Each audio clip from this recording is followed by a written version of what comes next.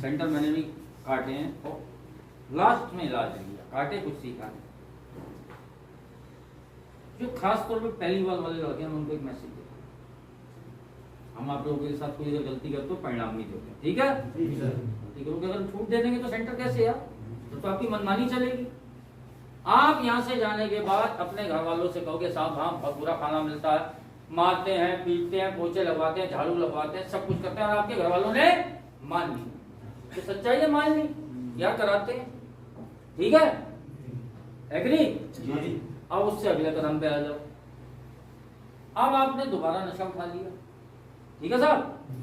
कुछ खाया है ना रिलैक्स, इन्होंने जाके सेंटर की अच्छाई नहीं करी होगी, मैं भी उसमें ही था, मैं भी बुराइयां करता था, मैं भी ये कहता था, मैं मारते हैं, पीटते हैं, खाना बेकार देते हैं, झाड़ू पोछा लगवाते हैं, लेटरिन बाथरूम साफ कराते हैं, मैंने भी कहा, लेकिन मैंने नशा दोबारा उठाया। नशा उठाया, हमें बीमारी कौन सी है? मोर एंड मोर की। अगर मैं 6 क्वार्टर पीने वालों में 1-2 दिन तक 1-2 क्वार्टर पिए, सेंटर का डर था दिमाग में, हल्के हल्के हल्के बीमारी बढ़ती चली। इन प्रार्थनाओं में इतनी शक्ति है, इन प्रार्थनाओं में इतनी शक्ति है, जो सेंटर में आके दोबारा नशा करता है ना, उसकी गिरावटें पहले से। अब आ जाओ तीसरी चीज पे, आपकी गिरावटें ज्यादा आ गई, पहले आप 5 काम गलत करके आए और आपको घर वालों ने सेंटर में भेज दिया, अब आपने 8 काम गलत कर दिए, तो अब वो भेजने में गुरेज क्यों करेंगे? भाई जी, मैं आपने यहाँ की बुराई करी कि साहब हम मारते हैं, पीटते हैं और ऐसा ऐसा, जो आपके दिल में था कह दिया, 90% तो यही भेजेंगे, 10% क्या 5% या 7% और किसी संस्था में भेजेंगे, ठीक? मैं बिल्कुल प्रैक्टिकली बात बता रहा हूँ, प्रैक्टिकली 1 या 2% जो नहीं भेजेंगे, उसका जो परिणाम निकल के आएगा ना, वो बहुत गंभीर है, बहुत। यहाँ कई लड़के ऐसे खड़े हुए जानते हैं, पुराने लड़के यहाँ जो ट्रीटमेंट, जिन्होंने अधूरे ट्रीटमेंट लिए, कुछ जवान लड़के मर गए, उसमें उदाहरण के लिए ये लड़के जानते हैं, उंगलियों पे नाम है, हिमांग, रंजीत, राहुल, सौरभ, निखिल खंडेलवाल और कितने लड़के मुझे ध्यान भी नहीं, इनकी उम्र क्या थी 25, 26, 28 साल। उनके घर वालों ने दोबारा नशा केंद्र नहीं भेजा, कहाँ चले गए वो? हम ये नहीं कहते कि मृत्यु होगी, और भी कुछ बुरा हो सकता है, और भी कुछ बुरा हो सकता है यार। हम भी तो नशेबाज थे, हमने भी तो नशा करा, हमने भी परिणाम झेले। मैंने भी घर में जाके सेंटर की बुराइयां करी, हिसाब हम मारते हैं, खाना पतला देते हैं, भूखा रखते हैं, तो घर वालों के आखिर में जब ज्यादा सेंटर हो जाते हैं ना 3, तो घर वाले कहते हैं अंदर जिंदा तो है भाई तू, बाहर तो मर जाएगा तू, बाहर तो मर जाएगा, अंदर जीवित तो है। 15 दिन में डैडी मिलने आते थे, बोले अगर तुझे खाना बेकार मिल रहा है लेकिन चेहरा तो तेरा पहले से अच्छा हो गया है, क्योंकि मैं झूठ बोलता था कि वहां साहब ये होता है, वो होता है, वो होता है, वो होता है। यार गलती करोगे परिणाम तो देंगे, परिणाम तो, ये तो स्कूल है जीवन का। जैसे क्लास में कोई स्टूडेंट गलती करता है तो उसे टीचर कुछ ना कुछ कॉन्सिक्वेंस देता है। अगर हमको आपकी गलती का एहसास नहीं कराएंगे, जो काम आप बाहर करके आओ वही व्यवहार यहाँ कर लो, तो यहाँ पे रहने का फायदा क्या हुआ? जो हम नशेबाज, हमसे हमारा परिवार परेशान था, अड़ोसी पड़ोसी परेशान थे, समाज परेशान था। हम 40-45 जो भी लड़के जितने भी खड़े हैं, अगर हम उनके ऊपर कोई एक डेकोरम या एक कोई भी जैसे वो संविधान टाइप लागू नहीं करेंगे, तो आप आपको हैंडल कर पाएंगे? नहीं कर पाएंगे ना। मेरा कहने का तात्पर्य यह है कि आपके दिमाग में अगर ये चल रहा हो कि हम बाहर जाएंगे, मैं तो कहता हूँ सब लोग नशा छोड़ दो, आपकी ऐसी नौबत ही ना है कि आप सेंटर की बुराई करो। हम ये भी नहीं कहते हमारी अच्छाई करो, हमें अच्छाई नहीं चाहिए, हम ये चाहते हैं आप अच्छे हो जाओ, आप स्वयं अच्छे हो जाओ, हमें अपने अच्छे होने को कुछ नहीं चाहिए यार, आप खुद अच्छे हो जाओ। सबसे बड़ी चीज हम कैसे बदल सकते हैं? हम कैसे नहीं? अगर सेंटर वाले बुरा रहने दो यार उन्हें, तुम खुद अच्छे हो जाओ ना, तुम्हें दोबारा वहां आना ही ना पड़े। हम लोग अगर बुरे हैं आपकी नजर में, तो आप अपने आप को बदल लो ना, हम अपने आप को बदल सकते हैं ना। आप बुरे लोगों से संपर्क में आओ मत, अगर हम आपकी नजर में बुरे हैं। सही है गलत? अरुण जी, जब हम बुरे, तो बुरे लोगों के पास कोई आना चाहता है? जो कारण बने आने का, कारण आपका नशा, आपके गलत बात, उनको छोड़ दो ना, उनको छोड़ दो, सारी कहानी खत्म, आपको सेंटर आना ही नहीं पड़ेगा। हम अच्छे लोगों के साथ, अच्छे लोग कौन है? आपका परिवार, आपके अच्छे रिश्तेदार, आपके अच्छे दोस्त, आपको जीवन उनके साथ स्पेंड करना है यार। कोई सेंटर में थोड़ी ना अपनी लाइफ खराब करनी है। बार बार आओगे, लाइफ टाइम खराब हो रहा है ना, जितना टाइम दो कुछ सीख लो, कुछ सीख लो, क्योंकि आपकी सबकी लाइफ का सबसे पीक टाइम चल रहा है, कुछ कर गुजरने का टाइम चल रहा है। और उसमें आप नशा कर रहे हो, यहाँ खड़े हो। सब प्रोडक्टिविटी मैन हो यार, सब जवान हो, अभी कोई सब बुढ़ा नहीं है। कुछ ना कुछ तो पढ़ रहा होगा, कोई व्यापार कर रहा हो, कोई नौकरी कर रहा हो, कुछ ना कुछ। और यहाँ जंग मशीन की तरह, जंग खाई मशीन की तरह पड़े हो। आपको खुद नहीं लगता? आप भी व्यापार करते थे, आप नीट की तैयारी करते थे, आपका मेडिकल स्टोर है, आप कोई जॉब करते थे, कुछ ना कुछ करते थे, वो बच्चा पढ़ता था, आप क्या करते थे? बिजनेस। हाँ, कोई ना कुछ करते थे ना। अब यहाँ क्या करो, कौन सा बिजनेस कर रहे हो?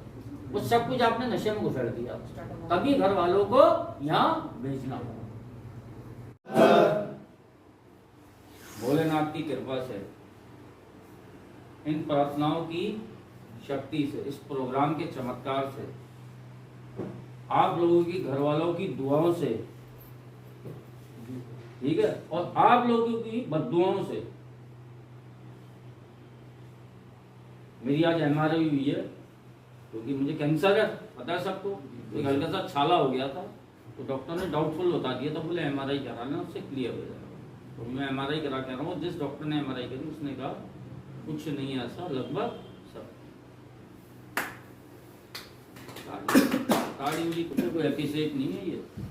तो यार हम सीधे रास्ते चल रहे, हमारा भोलेनाथ भी साथ दे रहा है, भगवान भी साथ दे रहा है। सबसे बड़ी चीज़ आपके घर वालों की दुआ है, जिनको आपके घर वाले जो भी चाहे लौटा जाके नशा करने बात अलग है, क्योंकि वो देखते हैं ना वीडियोज वगैरह, तो उन्हें पता है हम आपको कुछ गलत शिक्षा नहीं दे रहे हैं, हम दिल से समझा रहे हैं, समझे? वो आपके बद्दुआ देने से हमारे कोई फर्क नहीं पड़ेगा। अगर आपको यहाँ गलत कार्य करते हो, आपको हम परिणाम देते हैं, तो जाहिर सी बात है, कल तक मैं भी इन सीटों पे बैठा हूँ, कुर्सियों में बैठा हूँ, तो हमारे मुंह से भी, हमारे अंदर से भी कुछ ना कुछ गलत चलता। तो ये ईश्वर देख रहा है, अल्लाह देख रहा है, वो ऊपर बैठा हुआ ना, वो देख रहा है कि हम जो कार्य कर रहे हैं यहाँ पर बैठ के, संस्था वाले और मैं, या ये प्रोग्राम, वो गलत नहीं है। तो आपके बद्दुआ देने से हमें कुछ नहीं होगा, आपके घर वालों की दुआ लगेगी हमें, बद्दुआ कुछ नहीं होगी, हमें छू भी नहीं सकते। मैं आज बहुत हल्का हुआ, 5-7 दिन से बहुत टेंशन में था। रात में एक शादी में गया था मैं, लेकिन वहाँ भी मेरा दिमाग, सुबह एमआरआई हुई तो यार चलता ही, कैंसर ऐसी गंभीर बीमारी है, ठीक है, दिमाग में धोता ही, तो जीवन और मृत्यु हुई। अगर वो कह देता आपकी रिपोर्ट गड़बड़, रिकरेंस कर गया, तो क्या होता? मैंने मंदिर से होके गया था और वापिस आके भोलेनाथ का शुक्रिया अदा करा। तो आप लोग भी एक बीमारी का शिकार हो, वो भी कैंसर की तरह ही है एक बीमारी। अगर मुझे रिकरेंस होगा, मेरा पूरा परिवार बिगड़ जाता, फिर वही रुपया, वही काटा पीटी, वही सब कुछ, वही सब आपके जीवन में चलता। बीमारी एक जैसी, कैंसर जैसी बीमारी। और मेरे कैंसर होने से मेरा जब ऑपरेशन हुआ तो पूरा घर अस्त व्यस्त हो गया था, ठीक है, अब मैं सही हूँ, कैंसर मतलब ऑपरेशन सक्सेस हो गया, तो मेरा घर ठीक है ना। ऐसा ही नशे की बीमारी है, आपका घर भी इस टाइम अस्त व्यस्त। आपकी रिपोर्ट कहीं से नहीं आएगी, आपकी रिपोर्ट अपनी खुद को तैयार करनी है। मेरी रिपोर्ट तो डॉक्टर देगा, एक्शन इज द मैजिक। आप जाके नशा छोड़ोगे, वो रिपोर्ट आपकी हल्के हल्के आती रहेगी, हल्के हल्के आती है, जैसे ईसीजी की रिपोर्ट आती है, हल्के हल्के निकलती है ईसीजी की रिपोर्ट, वैसे आपकी रिपोर्ट आएगी, बंदा सही चल रहा। बाद में समाज, परिवार, रिश्तेदार, दोस्त सब कहेंगे ओके, सब कुछ ओके है। जैसे मेरे डॉक्टर ने कहा ओके, आपको सब स्वीकार कर, वो अस्त व्यवस्था घर पे हल्के हल्के खत्म हो जाए। अभी सबसे पहले मैंने अपनी धर्म पत्नी को फोन मिलाई थी, सब कुछ ठीक है, खुश हो गई। अब ऐसे ही आप घर जाओगे, आप 2-4 महीने 6 महीने में नशा छोड़ दो, सही जाओगे, तो आपका परिवार खुश नहीं होगा? होगा ना जी सर। आपकी फीलिंग भी अच्छी चलेगी, जैसे आज मेरे दिमाग से टेंशन उतरी, आपके सिर से भी ये बोझ उतरता है। मैं एक कनेक्शन लगा रहा हूँ, कनेक्शन यार, तो इसलिए यार रात में आकर ये भी बीमारी कैंसर से भी गंभीर बीमारी है। कैंसर वाला मरीज अगर हॉस्पिटल में, अगर आज मैं एडमिट हो जाऊं, मुझे 10 लोग देखने आएंगे, मामा, चाचा, साला, दोस्त, समाज, परिवार सब होगा। लेकिन हम जैसे नशेबाज का एक्सीडेंट हो जाएगा, समझे, हमारी कितनी इज्जत हम जानते हैं। एक या तो बीबी खड़ी होगी, रोती होगी, या माँ बाप होंगे, बस घर वाले वो 2-4 होंगे। कोई देखा था, कोई शराबी, मैं अपनी बता रहा हूँ, मेरा 2 बार हो चुका है, और शराब पी गई हुआ, वो राजा शराबी, वही देखने तक नहीं आया। मेरा बचपन का यार एक बबलू कक्कड़, समझे, मैं यहाँ पर माल्टाउन में, हमारे रिश्तेदारी है, कक्कड़ अस्पताल है, वहाँ मेरी तबीयत बहुत खराब हो गई थी, दारू पी के लीवर में मतलब वॉमिट वगैरह होती, ब्लड तक आता था, मैं एडमिट था, उसकी मदद उधर एडमिट थी, उनका गॉल ब्लैडर में पथरी थी एडमिट, मेरे डैडी दवाई ले रहे थे, हमारे रिश्तेदार भी है, बोले क्या बोले, वो राजा को शराब ज्यादा पी के उसकी तबीयत खराब, वो मुझे देखने तक नहीं आया, जबकि बचपन का सबसे मेरा खास यार ये हालात हो जाता। और यही अगर कोई सही व्यक्ति हो तो आदमी देखने जाता ना हॉस्पिटल, यार सहानुभूति, एक पेशेंट के लिए यही सबसे बड़ी दवाई होती है। 4 लोग देख रहे हैं, सहानुभूति सिंपैथी देके जाते हैं। हमारे साथ किसी की सिंपैथी नहीं होती है। अगर स्टेम है तो परिवार की, तभी आप यहाँ बैठे हो, वो आपको मरता हुआ नहीं देखना चाहते, ठीक है। महीने में 15 दिन आते हैं तो आपको कुछ मिलेगा, आपको यहाँ से कुछ मिलेगा, आपको एक उत्साह मिलेगा, एक किस्म से स्ट्रेंथ, एक ताकत मिलेगी, आप टच में रहोगे। जब मैं शुरू में नया नया यहाँ पर आता था, मैं इस विंडो के सामने से निकलता था, मैं और ज्यादा अलर्ट हो जाता था। मुझे अंदर देखता था ना, मुझे घबराहट सी होने लगती थी। मैं अपनी रियलिटी बता रहा हूँ यार, मैं कितना टाइम मैंने अंदर स्पेंड किया एक भारत में खुली हवा में, तो वो चीजें मुझे एक ताकत दे रही। इसीलिए कहते हैं कीप कमिंग, आपके साथ हम ये नहीं कहते हैं हो जाओ, महीने में 15 दिन में टच में रहो। आपने कोई हायर पावर अपनी बना रखी है, 15 दिन 5 दिन 10 दिन में उससे बात करो, कोई छोटी मोटी समस्या है उससे पूछ लो, ताकि वो समस्या इतनी बड़ी ना हो जाए कि नशा फिर से जीवन में आ जाए, फिर से जीवन में अर्थव्यवस्था, इसी कहते हैं सक्रिय। तो आपको किसी फिर इसकी छोड़ने की इच्छा है। हम कहते हैं जाते ही आप किसी को विकल्प नहीं, किसी को बना लिए, किसी को 8-10 साल वाले रिकवरी वाले को ढूंढा, 5 साल वाले को, बाद में पहले आप अपने परिवार में आप किसी को बना लो, अपनी वाइफ को बना लो, अपने माता पिता को बना लो, अपने बच्चे को बना लो। तो आपका परिवार आपको ये कहेगा आप नशा करोगे, लेकिन जहाँ कुछ सिचुएशन ऐसी है तब आपको उसके टच में, वो ऑप्शन आपका, आप किसको, वो ऑप्शन, वो मदद आपको नहीं कर सकता है जो नशा करके, क्योंकि उस सिचुएशन से वो भी निकल जाएगा। तो ये तो है नहीं आप लोगों को मुझे 5 लाख की जरूरत है, आपको 5 लाख दे दूंगा, ऐसा नहीं। मैं हरित एक नशेबाज, मैंने नशेबाज अपने आप को इसलिए कहा, नशेबाज था ना, 4-4.25 साल हुए छोड़ो भाई, बीमारी जिंदगी भर चलने वाली। मुझे जिंदगी भर कबूल करना है कि मैं एक नशेबाज, एक बीमार व्यक्ति हूँ, मैं इस चीज से पंगा नहीं ले सकता। इसलिए मेरा बेटा जैसे घूमने आ गया, तो कई ऐसे होंगे जो शादीशुदा होंगे, उनके बच्चे होंगे।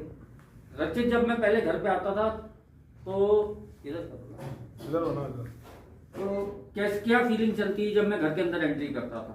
यही था कि फिर से कलेश तोड़ फोड़ और गाली गलौज, रोड पे बेइज्जती का डर रहता था कि सब लोग बोलते थे। यही था कि मतलब रूम में बैठ जाओ बंद करके कि इनकी नजरों में ना आए कि फिर कलेश हो। और आज कैसा फील होता? आज ये कि कोई मतलब बात होती है तो शेयर कर सकते हैं, पैसे भी मांग सकते हैं, प्यार भी कर सकते हैं, सब चीजें हैं। ये कोई अब चीजें छुपा नहीं सकते हम लोग आपसे कि हम कि कोई डांट पिटेगी या फिर कलेश होगा। जो बात पे तो अब ये है, जब नशा छोड़ दिया तो काफी अब अच्छा फील होता है, और इसमें एक प्राउड भी मूवमेंट है कि हाँ नशा छोड़ दिया है। एक बार तुझे ध्यान है, भूल गया तेरा जन्मदिन था, तूने 15-20 बच्चों का इंतजाम किया होता, कितने बच्चे आए थे जब मैं ड्रिंक यूजिंग में था? मुश्किल से 4 भी नहीं थे। उसका कारण क्या था, क्यों नहीं आए थे? कि इनके घर पे पापा जो ड्रिंक करते हैं, कोई कलेश होगा या फिर गाली गलौज होगी तो उसका बुरा इम्पैक्ट ना पड़े। वो सिखाते नहीं रहा, ये मेरे जीवन की सत्यता। आज समय मैंने अपने आप को बदला, लोगों का नजरिया मेरे प्रति, ऐसे आपके भी यार कोई शादीशुदा उनके बच्चे भी होंगे और जो शादीशुदा नहीं उनके माँ बाप होंगे। कहानी सबकी एक जैसी, सबके हमारे नशा करने से सबके घर में अस्त व्यवस्था। इनका ये समझ लो बचपना मैंने छीन दिया था, मैंने मेरे व्यवहारों ने, मेरे नशे ने। जिस उम्र में मुझे इनको घुमाना फिराना, पढ़ाई की तरफ ध्यान देना, सारी जिम्मेवारियां और जिम्मेवारियां मेरे पिताजी ने उठाई। ऐसे सब बहुत लड़के खड़े हैं, आप जितने भी बड़ो, आपकी जो फीसें आ रही हैं आपका परिवार दे रहा, आपके घर वाले, माता पिता, भाई बहन, वाइफ जिम्मेदारी उठा रही है। क्या इसीलिए पैदा हुए थे? नहीं सर, नहीं। मुझे घमंड नहीं है कि मैंने नशा छोड़ दिया, मैंने किसी को एहसान नहीं करा यार। सबसे पहला एहसान मैंने अपने ऊपर करा। आदमी सोचता है ना मैंने नशा छोड़ के एहसान करा है, आप किसी के ऊपर, आपने नशा करके सबसे बड़ा नुकसान किसका करा? अपना। छोड़ के किसका करोगे, फायदा किसका होगा? अपना। आपने नशा करा, नुकसान आपका हुआ, आपके थ्रू आपके परिवार का होगा। सबसे पहले आपको होगा नुकसान। अगर आप नशा छोड़ दोगे तो सबसे पहले फायदा आपको होगा, आपके थ्रू उनको जाएगा फायदा। आपको याद है पापा कि एक बार एक आंटी आई थी कि फीस जमा करने, तो उनके पास मतलब किस तरीके से बताई थी कि फीस लेकर आई थी, कह रही थी कि जमा कर लो, फिर उनके ऑटो का किराया नहीं था तो आपने दिए थे, तो मैं तो ये बहुत बड़ी सीख है कि अगर जिंदगी में कभी तक नशा कभी नहीं करूंगा। मैंने ये चीज देखी है कि किस किस तरीकों से ना फीस जमा करते हैं घर वाले।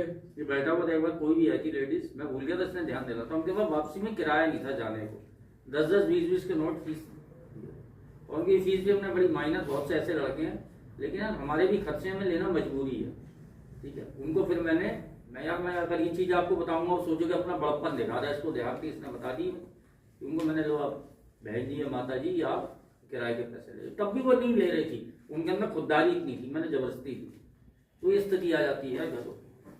सब लड़के अपने घर की आर्थिक स्थिति जानते हैं क्या, ऐसा इतने बेवकूफ नहीं हो, सब लड़के अपने घर की आर्थिक स्थिति जानते हैं कि हमारी आर्थिक स्थिति क्या, हमारी फीस कैसे आती है। 70% लड़कों की, 60 to 70% लड़कों की निम्न मध्यम वर्गीय परिवार से, मैं जानता हूँ इस चीज को, ठीक है। उसके बाद तुम लोग यार ऐसा करो, तुम्हें इस उम्र में जितने लड़के पड़ो कुछ कमा के घर की जिम्मेदारी उठानी चाहिए, और तुम खोखला करते हो। 24 घंटे मधुमक्खी भी काम करती है, वो शहद इकट्ठा करती है, 24 घंटे दीमक काम करती है, खोखला करती है। आप लोग दीमक बने, आप खुद भी खोखले हो रहे हो और अपने परिवार को भी खोखला करो। सीख जाओ यहाँ पर कुछ यार, ये आपका फायदा है, इसमें फायदा हमारा नहीं। अच्छा परिवार हो जाएगा, खुशी हो जाएगी। आज देखो बच्चा मेरा खुश है, बोला पापा आ जाओ 10 मिनट के लिए, दिल नहीं लग रहा, मैंने आ जाओ।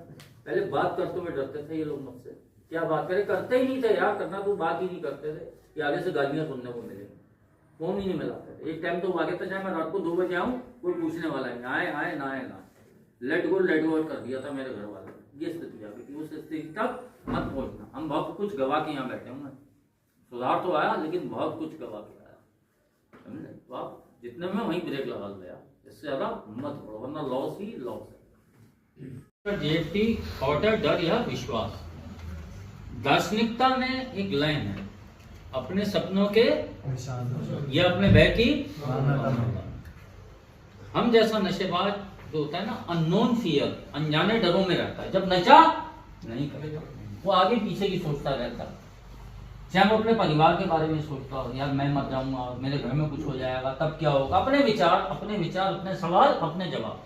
जब वो नशे में नहीं होता तो उसको बहुत डरों में रहता है, नॉन फियर से कहते हैं, अनजाने डराते रहते हैं। एक डर ये डराता है, सुबह रात को नशा अधिक कर लिया, सुबह घबराहट होती है, यार मैं मर ना जाऊं, मुझे मेरा नशा नहीं मिलेगा, ऐसा होता है। शराब वाले को शराब, स्मैक वाले को स्मैक, मेरी तबीयत खराब हो रही है, मेरी हार्ट बीट बढ़ रही है, डर ही तो होता ही है। और जैसी नशा अंदर जाता है तो वो सही है।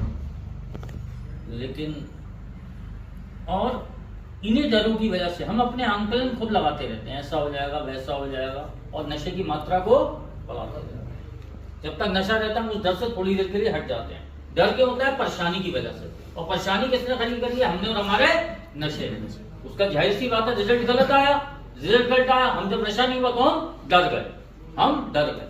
लेकिन इसके विपरीत ये प्रोग्राम ये कहता है, जब आप नशा छोड़ दोगे, मीटिंग्स में जाओगे, आपकी हायर पावर है। शुरू में डरे वो बच्चा जब चलता है ना, शुरू में जब पैदा होता है, थोड़ा चलना सीखता है, उसका हाथ पकड़ा जाता है, वो गिर जाता है, फिर चलता है, फिर गिर जाता है, हल्के वो सीख जाता है, उसके दिल से डर निकल जाता है, वो भागने में लगता है। वही स्थिति हमारी।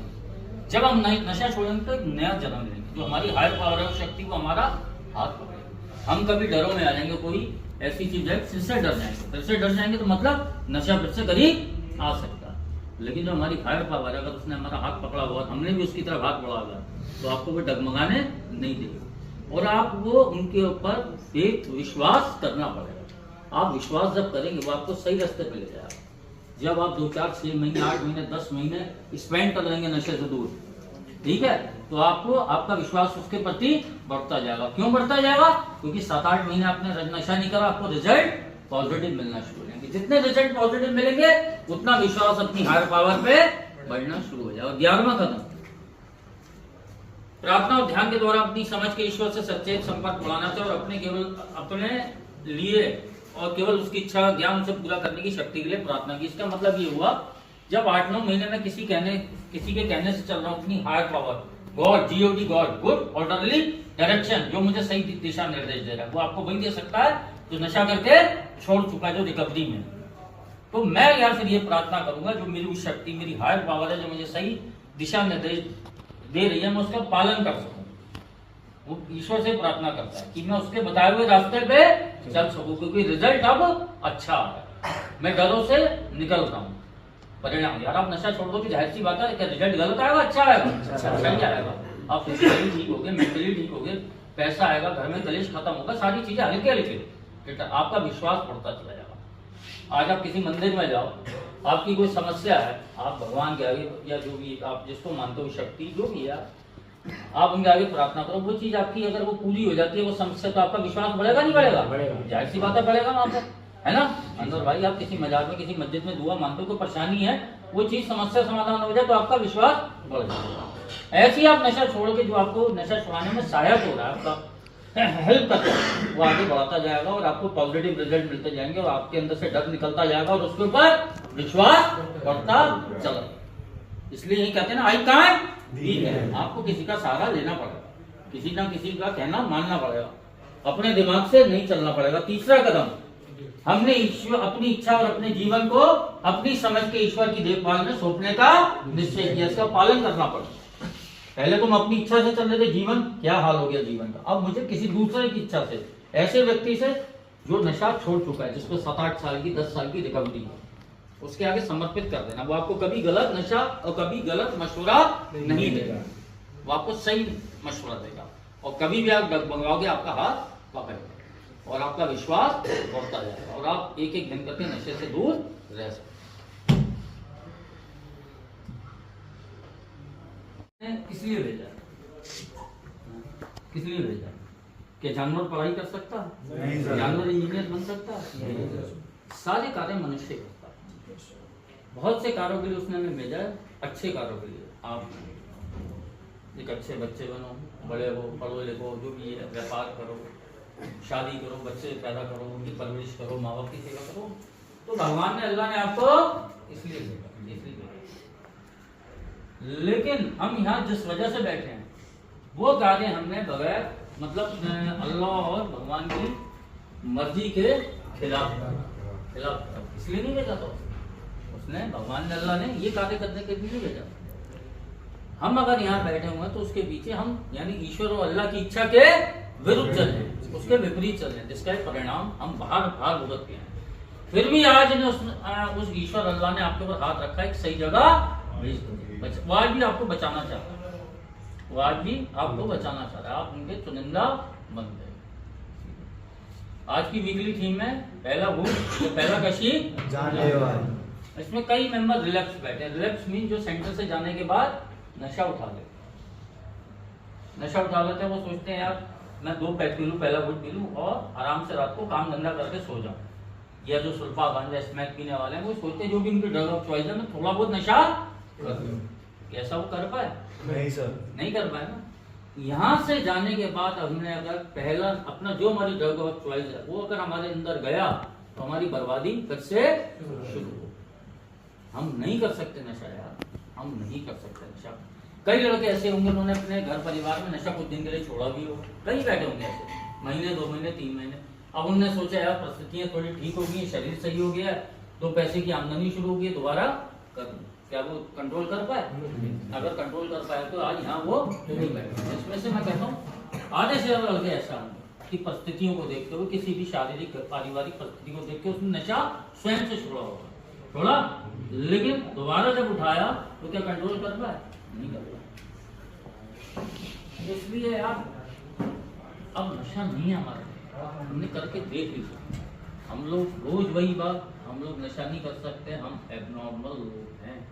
हम एक लिमिट में नशा नहीं करते। हमारी गाड़ी बगैर ब्रेक वाली है, जिसका एक्सीडेंट होना ही होना, चाहे 1 किलोमीटर बाद हो चाहे 2 किलोमीटर बाद हो, घटना होनी है। ठीक है, ये आप खुशकिस्मत हो कि आपके परिवार ने आपको एक नशा मुक्ति केंद्र में भेज दिया। आपका शारीरिक स्तर, आपका मानसिक स्तर, आपका आध्यात्मिक स्तर सही हो सकता है। शारीरिक स्तर तो ठीक हो जाएगा, मानसिक और आध्यात्मिक, मेन आध्यात्मिक, अच्छे और बुरे समझ को, अच्छे और बुरे की समझ को जानना, जो बात हो चुके, ठीक है।